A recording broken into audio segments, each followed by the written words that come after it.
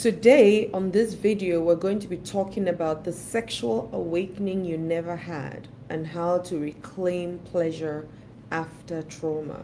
It's going to be a teaching on how to return safely towards your body, and this is where psychology meets scripture and numbness becomes a doorway home.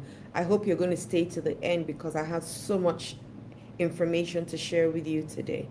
Okay, I'm going to add my slides and we're just going to get going. I hope you have had a wonderful week so far, and this weekend has started off on a great start, and you're going to enjoy your weekend either resting or doing a little bit of shopping or doing a little bit of work today. Okay, so we're talking about sexual awakening today. Yes. And if your body has ever gone somewhere else whilst you are still in the room, this video is for you. Today, you will finally understand your body, not the broken part of your body, not the frigid part of your body, but a nervous system that once had to protect you.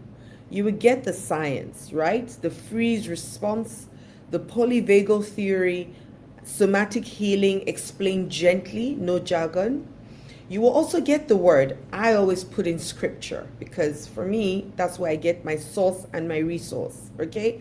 And this is not shameful in any way. It's made for us to talk about how your body works, and it's all in the Bible.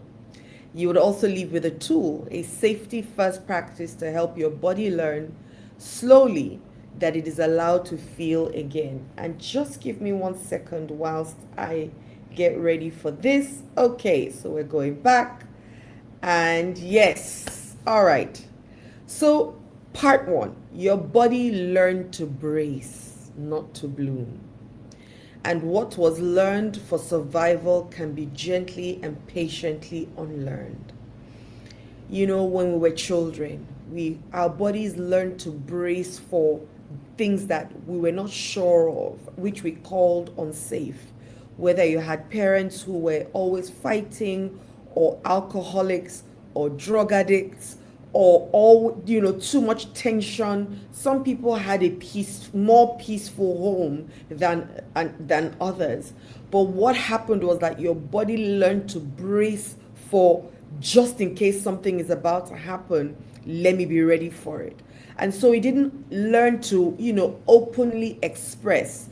In my own generation, we were brought up in silence. We couldn't tell the truth. We couldn't tell how we felt. We couldn't question people's judgment. We couldn't even tell our parents when they were lying that they were lying, right? So there was a lot of stuff that was engraved in us as children to believe that, okay, if you want to feel like you are safe, these are the things that you need to do. We weren't taught that what we call now terrible twos, which I think is such a terrible thing to do, is when a child starts to say no. That is autonomy. We weren't taught to celebrate autonomy. We weren't taught to the child deciding that, oh, this is what I want, and having a mind of their own. We were taught to have the mind of our parents, not a mind of our own. We weren't taught to appreciate what was happening to us in our bodies as we grew older. We weren't taught about sex. We weren't taught about our body parts. I mean, I went to an event yesterday and a almost 60, maybe 60-something-year-old man couldn't even mention the word penis. He said you're private, then he said you're man. People he couldn't find the word to use. And that's a 60-something-year-old man. Why? Because he wasn't taught to be able to use the word freely. Penis, vagina, your body parts, right? We had to call it pee-pee, wee-wee, tt, something to be able to connect with it. And so if you can't even call what is on your body the real name, how do you connect with it? How do you enjoy it? How do you relate with it? How do you express it? So we were not taught to bloom. We were taught to brace. Now, these are some of the things we rarely say out loud, right? You're present in the room, but absent in the body. So you show up.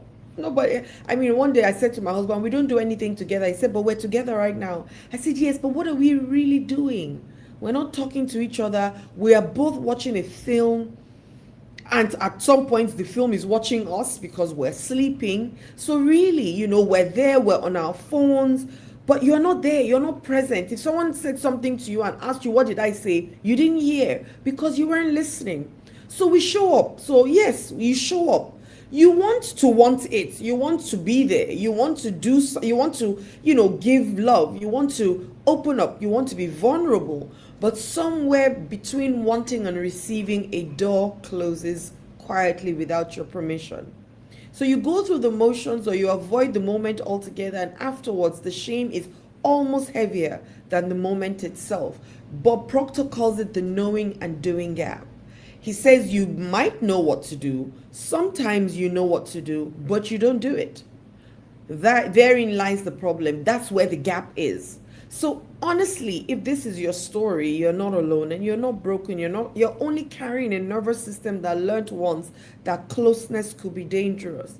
One of the 6 human needs, significant human needs that we all have, one of it is connection and love. Right? But how many of us even really know what love means? How many of us have experienced love in its pureness and its entirety? I'm talking about the agape love. It's not the deal breaker love. It's not a do me, I do you love. It's not a tit for tat love. It's none of those things. It's that in spite of what you do, I choose to always show up in a way where I can serve you. But we weren't taught that love as children. We were taught trade. If you get good grades, I give you biscuit. If you don't, then you are not my child, you're a disgrace. Right? And 1 in 2 women and more than 1 in 6 men report experiencing contact sexual violence in their lifetime. I promise you, if I've spoken to 100 people, 95 of them were molested somewhere or the other, whether penetrative, whether just, in one way or the other. Most of the men that I've spoken to were violated by their nannies. A lot of women that I've spoken to also, or their cousins, or their fathers, or their mothers, something. So that's why you're always in tension. You're not at ease. Right? Because your nervous system doesn't know what it means to be at ease. Because the last time you were at ease, someone took advantage of it. And this happened to me when I was younger. That slide was just to share my story. It happened to me when I was younger. I lived in my uncle's house between, I think, SS1 and SS3 in Nigeria. I think that's maybe year 10. Well, I don't even know how it's called anymore. And I remember I would wake up in the night feeling somebody touching me, but I couldn't understand. I would just wake up feeling uncomfortable, and then I'll open my eye and my cousin is sitting down by my side touching my vagina. I'm playing with my clitoris. And of course it's enjoyable, even in a 1-year-old. They enjoy it. The reason for the clitoris is pleasure, right? But I didn't know that. I felt so bad. And then I would look at him and I'm like, what the hell are you doing? And he would say, oh, he's sorry. But he did it. And because I used to sleep deeply then, guess what happened? I stopped being able to sleep deeply. Because I'm not sure that if I sleep deeply, will somebody also come and start to touch me? Even if I was sleeping in the middle of people, he will find a way to come to me and find a way to put his hand in my vagina. And then I wake up in the middle of the night because maybe I'm feeling wet or I'm feeling something and I'm thinking, what's going on here?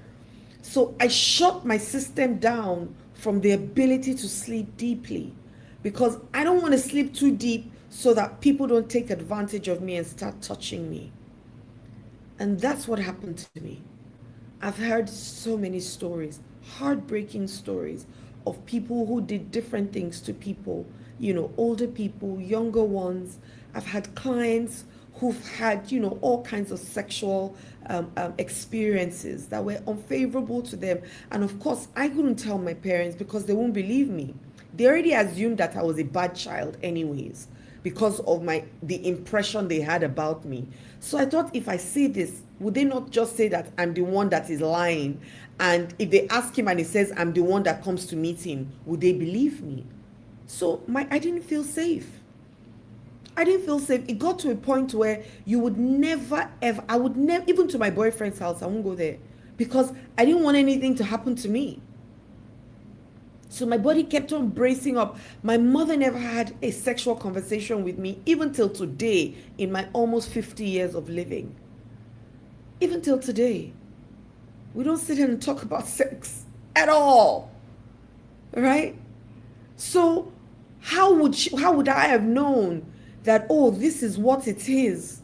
In fact, my daughter right now, I've never said this to her, but it's possible that she has absorbed that trauma from me. She will never sleep naked. In fact, she would never sleep with her night clothes without shorts underneath. If I said to her, take off your shorts, it's okay, let some fresh air come in, breathe, she'll say, no, mommy, I don't feel comfortable. I want to wear shorts inside because I'm not wearing underwear. So let my shorts, and I don't stop her. But that's what she does right now. Could it be that some of the trauma that I went through was passed through my DNA into her? That right now she's saying, I don't want to do that. I don't want that to happen. I want to wear shorts and stay guarded even when I'm safe. So let's talk about the science of why your body went quiet, right? And once again, this is for the skeptics too. Your nervous system chose freeze to keep you alive. Neuroscientist Stephen Porges developed polyvagal theory, which explains that when fight or flight aren't possible, the body has a third option, which is freeze. And freeze means your body shuts down. It's not a choice. It's one of the oldest survival responses in the human body, shared with nearly every mammal. So for many survivors, the same freeze response can get quietly wired to moments of closeness or vulnerability long after the original danger has passed. So your body is not malfunctioning. It's still running an old, outdated safety program, which means in plain language, because I like plain language, numbness, disassociation, or checking out during intimacy is not a lack of love or desire. It's your body's alarm system still doing the job it learned to do long time ago. And the good news is that it can be retrained, but it cannot be shamed into changing. Simple English, of all the big English I spoke on the side, right?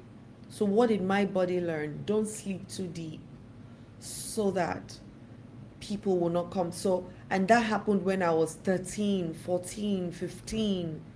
I'm now 30 something years after. My body still believes that I'm not safe. So is that 3-year-old? Is that 13-year-old? Is that 15-year-old that is showing up in my almost 50-year-old today? Guys, what about you? What is the old, outdated safety programming that is running behind you right now, beneath you in your subconscious mind? And so numbness, when people come close to you, you say, don't come too close. You chase them away, or you break up with them quickly, because intimacy for me is not sex. Intimacy is into me, see into me. But how safe am I within myself to even show me to you, for you to accept me when I haven't? And then what will sex then be like eventually? It will be very mechanical. Your body will be there, but your spirit has checked out, right? Pleasure requires safety first, every time. The body has one nervous system state where genuine pleasure, connection, and presence are possible. It's called the ventral vagal, or safe and social state. So you cannot think, will, or perform your way into it. You can't. It has to be sensed by the body that you are safe, and often before the mind consciously agrees. So your body first feels we're safe, right? Subconsciously, your body feels you're safe. Then consciously, your mind agrees, because there are two parts. So this is why pressure, rushing, or self-criticism always almost backfires. Somatic and trauma focused therapies work precisely because they build safety in your body first and then sensation flows after. It's never the other way around. So your emotional body, your body is the instrument of your emotional mind, of your subconscious mind. So when you build safety there, what happens is that then your mind agrees that we're good. And that's your conscious mind. But your subconscious is the one running the show. So if your subconscious has stories or beliefs that I'm not safe, your conscious can never key into it. You can will it, you can fight it. After a while, you go back. Why? Because your body doesn't feel safe. Your nervous system does not feel safe. And fighting it, shouting at yourself, criticizing yourself, telling yourself I'm broken, or is there something wrong with me? Because that's a question a lot of people ask me. Is there something wrong with me? I'm like, no, you're disconnected, not because there's something wrong with you. You're disconnected because something has happened to you, and your body still believes that it can possibly keep happening if you don't rewrite the story and change it. Now, what builds safety in your body? I'll tell you. Is slow pacing. Is giving yourself the permission to pause or stop at any moment. Consistently and predictable cues that you use. Stuff like just putting your hand on your chest, breathing and saying, I am safe. I am safe. All is well with me right now. And having a partner also who can tolerate your not yet without punishing it is beautiful. Safety is built in inches, not in leaps. So it's a marathon, right? It took me a long time to release myself to anybody. First, because I felt ugly. I felt my body, I hated my body skinny, then I hated my body fat. I mean, how? If you hate you, why should anybody love you? So I would hide myself. For so long, you could never see me naked. I would come out of the bathroom already clothed, whether woman or man, until I moved to my uncle's house where there was no privacy. Right? And for so long, even in intimacy, I'll tell you, turn off the light so that when we're having, I don't want you to see me. That's what I was saying internally. Because I didn't think that my body was good enough. For me, not to talk of someone else. I hated the way I looked when I was skinny. Was I sick? Then I hated the way, after eating myself to a point of fatness, then I hated myself there because everybody's now saying, why are you so fat? So I found that I could never please anyone. So even till now, my mother still chats on her own body. I always have to tell her, what? Stop. When was the last time you looked in the mirror and just loved yourself without having to change anything? When was the last time? Those are the things that I still do till today. Just stand in front of the mirror and say, I love you just the way you are. I love you. I love you. And on the days where I'm thinking, I will remind myself, thank you for my breasts. It kept a child, a whole human alive and fed her. Thank you for my thighs, my love handles, as we call it. I love you. My arms, I can hold people and they can feel safe in my arms. I had to start doing that. Now the Bible says, and they were both naked, the man and woman, and they were not ashamed. Before shame ever entered the story of life, the original design was safety without hiding. Shame was never to be the point.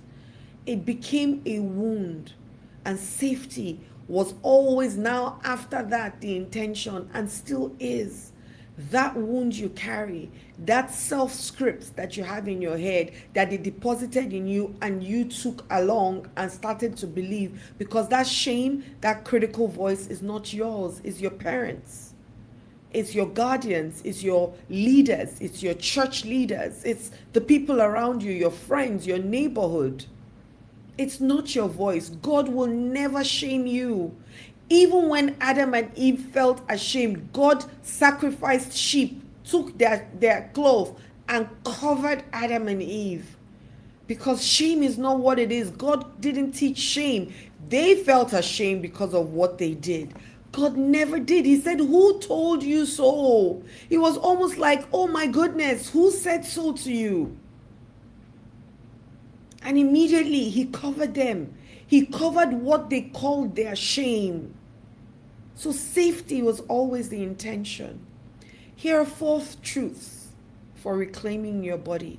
And none of this require you to force rush or perform your way to healing at all. Truth 1, your body kept you safe. It did not sabotage you. So there's nothing wrong with you. Research on arousal shows the body and mind don't always agree in the moment. So a physical response or the absence of one is not proof of constant or constant desire or enjoyment. Your body's protective reflexes were never a verdict on your character or your worth as a lover or a spouse or a woman. In this instance, sometimes it's not, I tell people that your orgasm is your responsibility. It's not your spouse's responsibility. It's yours. So that means that there's something you need to do to love yourself so much to be able to give of yourself freely, just like Jesus did. Even in death, he gave of himself freely. Because Jesus knew who he was. He didn't allow anybody's thought process change his thought process about himself. Here's a story I'll share. A woman spends years believing she's cold because her body doesn't respond the way she thinks it should. In the healing work we did together, she learned that her body was protecting her from a much earlier season of harm. And that protection, the moment we understood it, we changed the story around. And now she said, "Sis, you have opened my tap of pleasure." I said, "Thank you, thank you, thank you. I love the sound of that." So the shift became replacing what's wrong with me with what was my body protecting me from. That second question opens it all up. The first one deepens shame. How many times have you shamed yourself? Your body. Why you're unable to do things, why you can't feel pleasure, why you can't give of yourself, why your body is not responding the way you want it. How many times have you even said, "I'm a terrible lover and I've never found anybody to satisfy me," and you're blaming it on the other person? Meanwhile, you don't even know what satisfaction means. What is your body protecting you from? I think that's the question we want to ask today, yes? Yes, yes? Good. Second truth. Numbness was protection, not brokenness. When overwhelm becomes too much, the body has a mercy switch. It can turn down feeling altogether, and this is what they call dissociation. It's a protective distancing from sensation that once made an unbearable moment survivable. When I remember what he did to me, I'm like, no, I can't leave my guard down. That very numbness that once protected you over time with support becomes unnecessary because the danger it was guarding you against is no longer present, but we haven't updated the software system in our subconscious mind. So healing doesn't erase this wiring overnight. It slowly teaches the body a new current truth. Guys, I talk about healing with every fiber of my being. Why? It's not a one and done thing. It's a continuous process because you are reteaching your body how to feel safe in different situations. Trust me, I've done almost everything in neurogenic tremors, somatic breath work, vipassanas, name them. The only thing I probably haven't used is ayahuasca, and I choose not to, right? Because I can get into altered states without using anything. But trust me, it's deep spiritual work, cleansing, meditations, name it. Kundalini. I've been there, right? And I still am, because it's not one and done. Some days ago, I was teaching my sister how to awaken her organs, and I touched my ileocecal valve and said to her, when you touch here and you twerk it, you affirm that every grief in your system should release, and you're replacing grief. Immediately I burst into tears. I was carrying grief just 2 days ago, because I just buried my 15-year-old dog, and I felt so sad. And so, yes, I've been going through the feelings without having to numb it. Every time tears want, I think of him, I allow tears come out. But my body was carrying grief that I didn't know until I touched my ileocecal valve and spoke affirmations to it. I cried for almost 3 minutes, non-stop, if not almost 5 minutes. And so my sister was watching me. She wasn't sure what was going on. I cried. I allowed it all come out. And then I looked at her and said, who would have known that my body was carrying this much grief? Right? So it's not one and done. It's a because life is lifing. You will meet people, they will do things. You will call what they do something: betrayal, abandonment, rejection. You will call it something, because that's how we're wired. Joel 2:25 says, I will restore to you the years that the locust hath eaten. So what years of numbness took, restoration can return, not by force, but by a slow and faithful process of rebuilding trust between you and your own body. You've got to build that trust. That trust is between you and you, not you and others. Most times you say, I don't trust him, I don't trust her. It's because you don't trust yourself to choose right for you. And that's why you extend it rather than taking responsibility and accountability for it. The third truth, I just shared my story. Healing your body is also spiritual work. Scripture doesn't separate body from spirit. It treats the body itself as a sacred ground. It's your temple for your spirit. So when you turn to your body's healing with patience instead of shame, you are not doing something merely physical or psychological. You're honoring something holy too. Trust me, it is so spiritual. It's so spiritual, it's unbelievable. Unbelievable. You start to feel it within you. You feel the expansion. You know, I was with a friend of mine a few years ago, and he asked me, what are you doing tomorrow? I said, oh, I'm having lunch with a friend that I just met. Then he said, what are you doing the next day? I said, oh, I'm having lunch with another. And he's like, what do all these men want? I said, I don't know. I'm not interested in what they want. I'm only focused on what I want. And what I want is memories. I want to have a great time. I want to enjoy the conversations. I want to pour into them as I'm being poured into.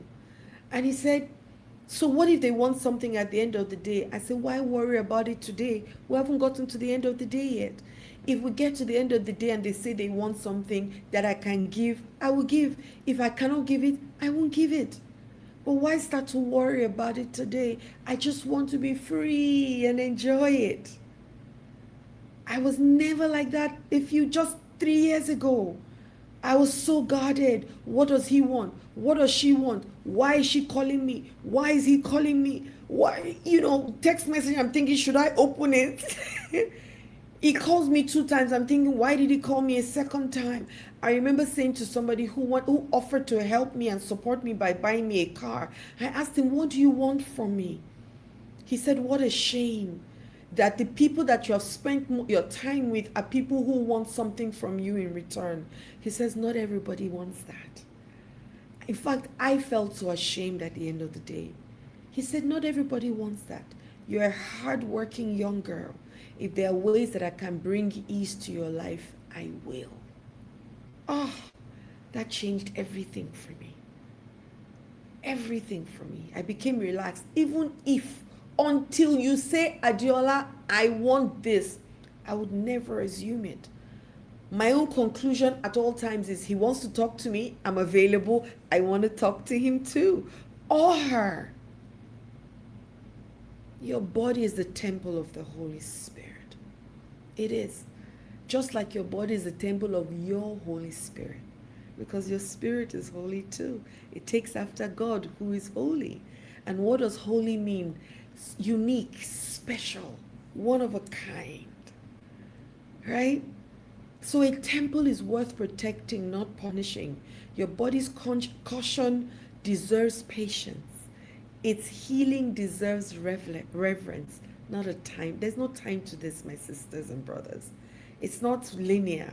Somebody can go 3 steps up, come down 1 step, come down 2 steps, then go back. It just is what it is, without putting pressure or without thinking, oh, I should have known this by now. I used to have a client that would say to me, but by now I should know more than this. I'm like, who said so? Who's creating the yardstick or the deadlines for you?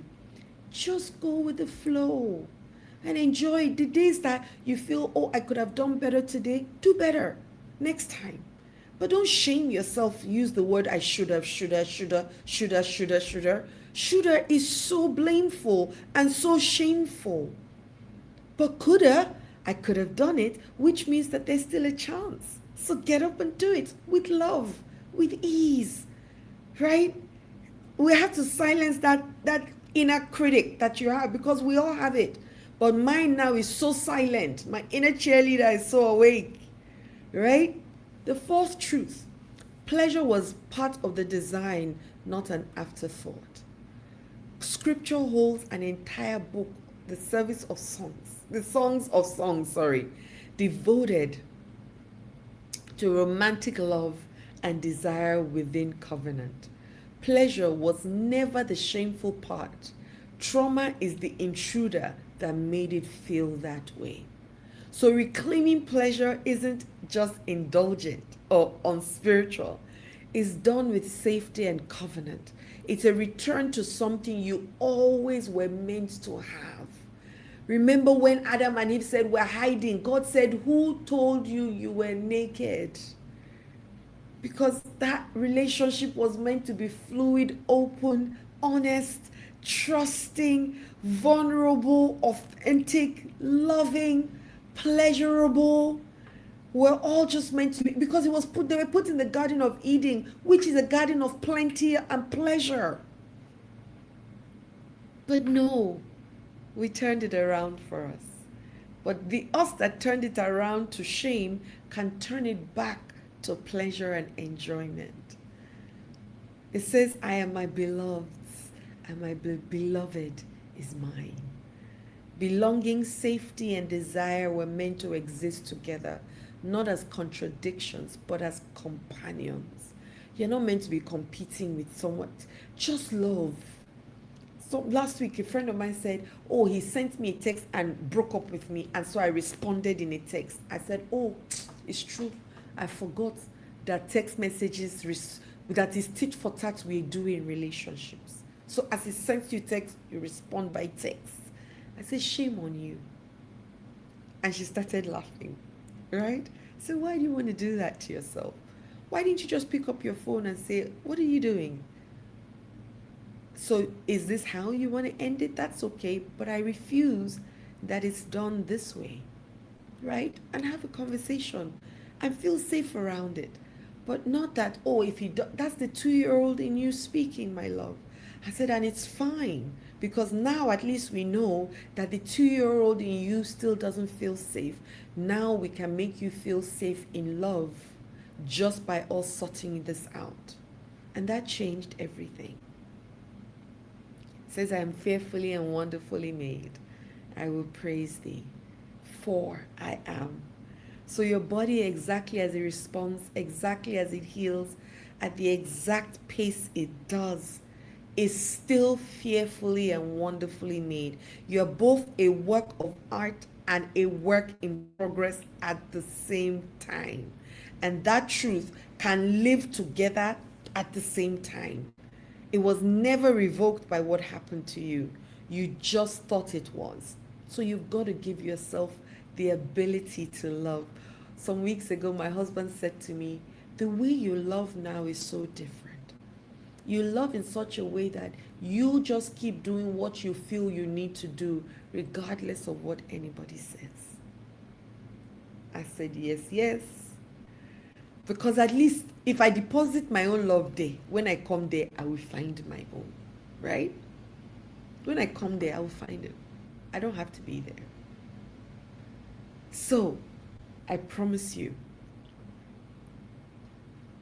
one step at a time. This is where the turning point is, where you go from surviving to feeling. Like I said, it's not a straight line and it's not a race. Here are some signs that you will know when you're healing, right? You'll notice the urge to disconnect before it fully takes over. You know, you can feel it. Oh, I'm disconnecting. That's when you start to know. You can say not yet or slower without guilt, or you can show them what you really want. Your body starts to register small moments of safety in real time. You meet your own responses with curiosity instead of judgment. And pleasure starts to feel like something you're allowed to have, not something you owe. It becomes enjoyable, not you enduring it. And the same thing happened. Your partner will connect. I promise you. When I started to take charge of my sexuality and my body, I did all kinds of courses. I'm not even going to lie. Kundalini, awakening all parts of me. I did different things. Female touch with feathers. I did so many things to first of all come in tune with my own touch, so that I could teach it to my husband. Right? If you don't know you, why should anybody know you? If you don't take time knowing you, why should someone else be given that responsibility? So here's the tool that I'm going to share. Remember, I promised you a tool. Yes, it's a safety practice. And it's 3 steps before closeness. It's a gentle grounding sequence to help your body arrive before anything else is asked of it. 1, orient. Look slowly around the room and name 3 things that you see. And let your body confirm this. This moment, this room is where we are today, is no longer the past. So look around like I'm looking around. Oh, I see this beautiful picture in front of me. I see some checks that I've put on my vision board. So this is not the 3-year-old or the 13-year-old, the 15-year-old that didn't have the power. Today I do. I can control what happens. I can say yes and I can say no, and it will be acceptable. So name 3 things so that you can ground yourself in the present moment. Then consent out loud. Say plainly what you want and don't want tonight. A partner who honors this instantly builds safety.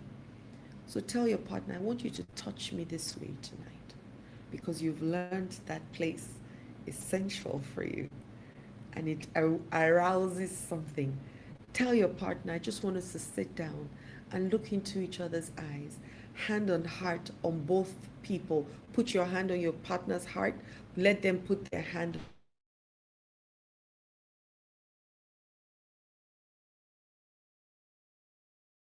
I promise you, it's a feeling you have never experienced before. You know, when the Bible says, and two become one, it's not just in marriage, it's in sex, but it's deeper in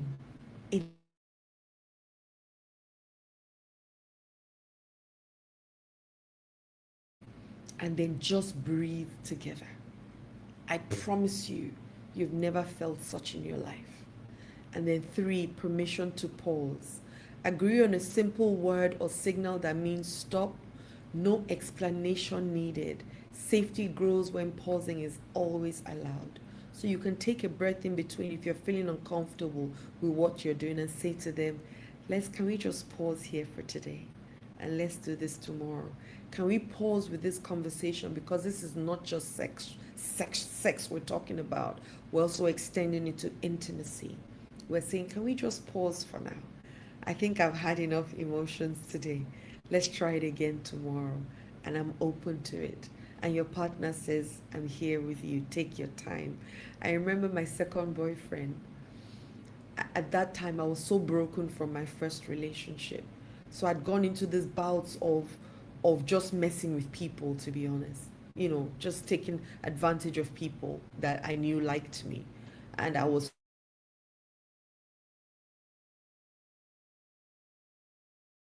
a beautiful, well, I call it man, is what I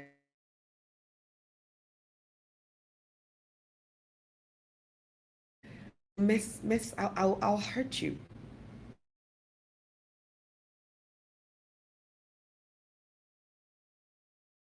And he said to me, use me and learn.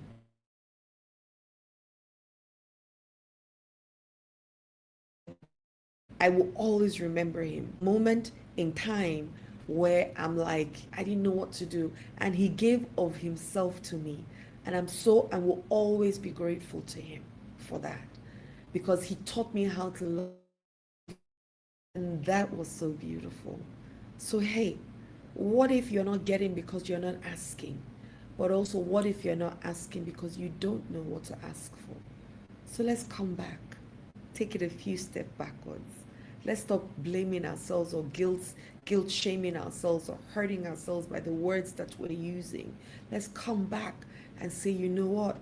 Yes, something must have happened to me and that's why I'm this way. First of all, what was that thing? What was that happened to me? Let's see whether I can work on it to heal it. And you can't. I tried. I couldn't because the ingredient that puts you in something cannot take you out. The same one, because you don't have the capacity. If you did, you will not be broken. You will not be where you are, right? So you've got to get some support. Yes, but it's important, and I've shared my story. So that's what I was putting there, right? And intimacy with me and him became so beautiful. Why? Because I was open and he was open and he would tell me, I want to put on the light. Remember, I said I used to be ashamed of people seeing my body. I would say, turn off the light. I don't want you to see me. I don't want you to see me naked. I don't want you to be turned off because I feel this way about myself. And he'll say, no, I want to just look at you.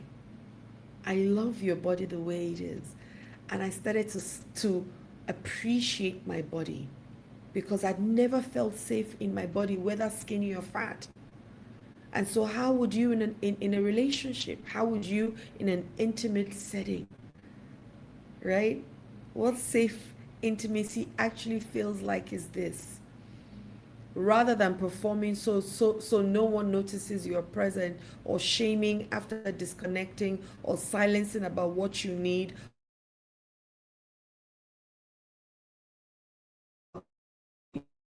even in small imperfect moments. What if compassion is what your body is needing and you give it and you say, all is well, I'm good? You know, clear spoken consent and boundaries, patience for a process that unfolds in its own time, not in your own time.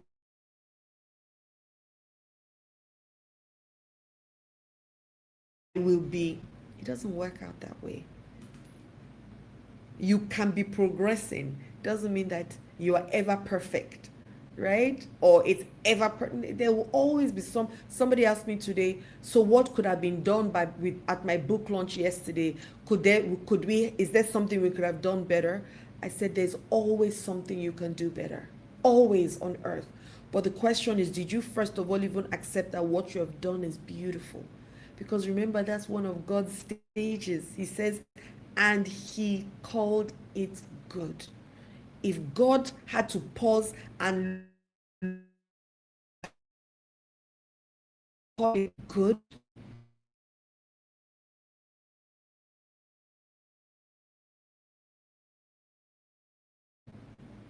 am I back?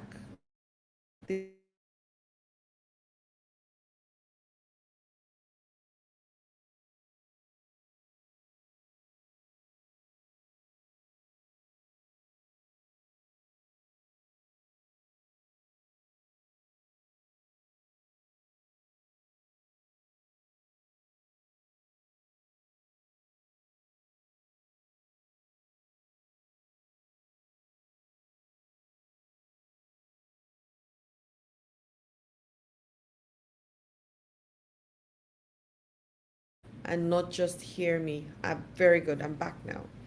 So you've got to come home to your body gently. Understanding your nervous system is the first step. Rebuilding safety in your body is tender, ongoing work. It's best walked with support, not alone. So what can you do? You can keep doing it on your own, frustrated, full of shame and guilt, and building so much resentment for yourself and the people around you. Or you can book a one-on-one session with me today so that we can work together at your pace to rebuild safety and reclaim pleasure, first for you, even before your partner, because your partner feeds off your energy. So if you feel shame and all those things, your partner will feel it. They also will get into that space with them if they also feel. So now there is no connection, right? I have a full workbook for us to discuss this as well. But it starts off with what? This one-on-one session.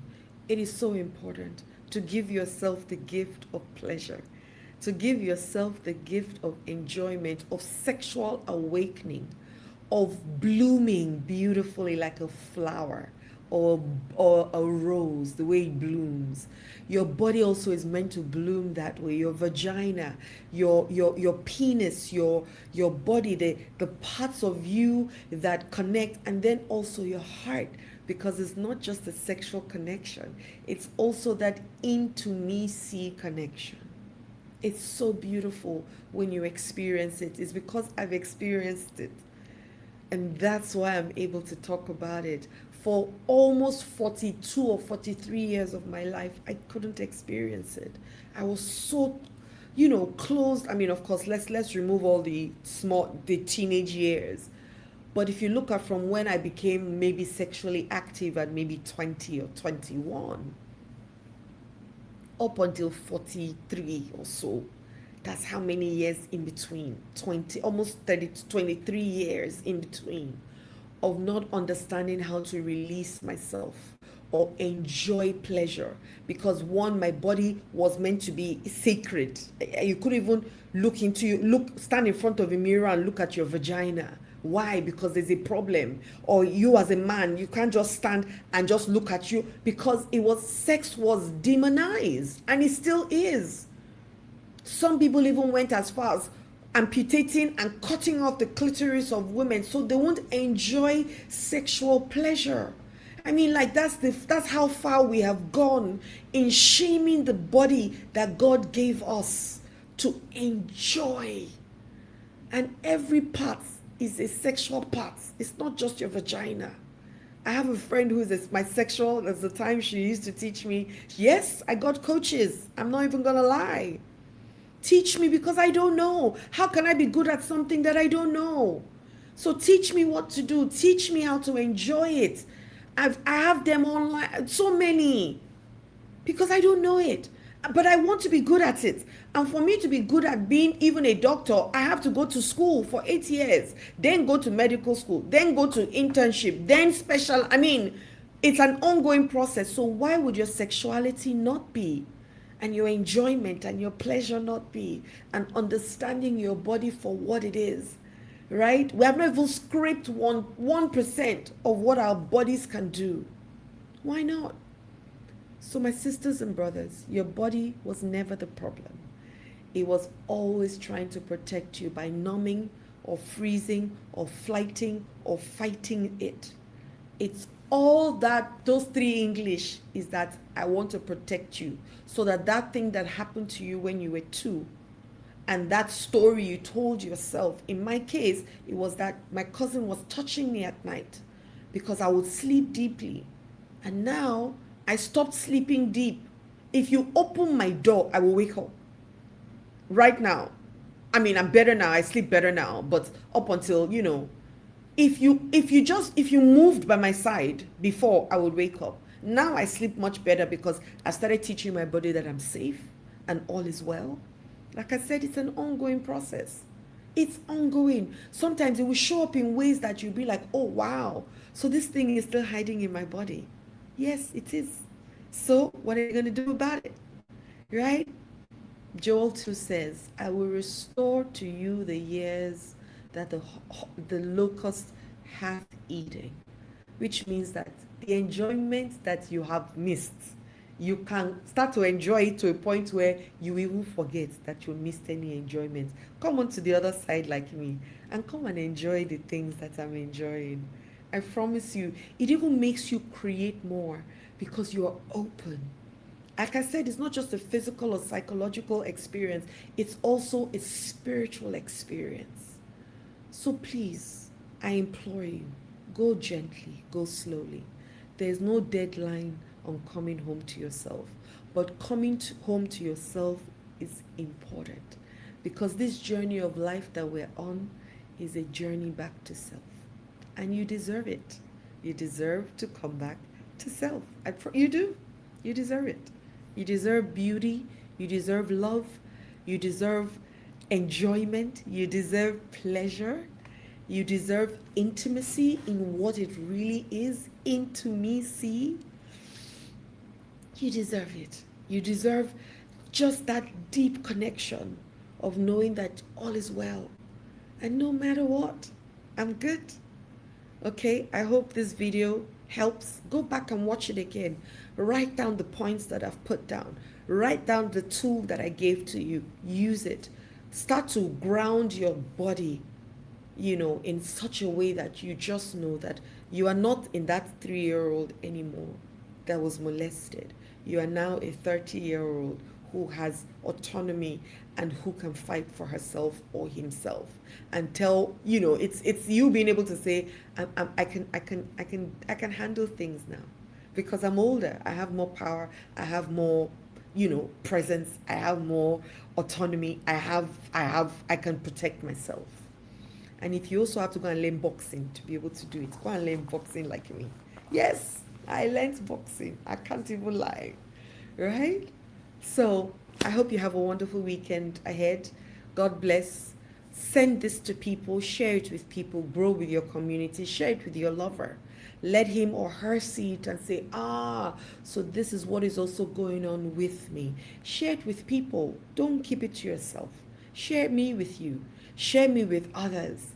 Keep me, but share me with others as well because there's so much to be talked about and so much to be learned. God bless.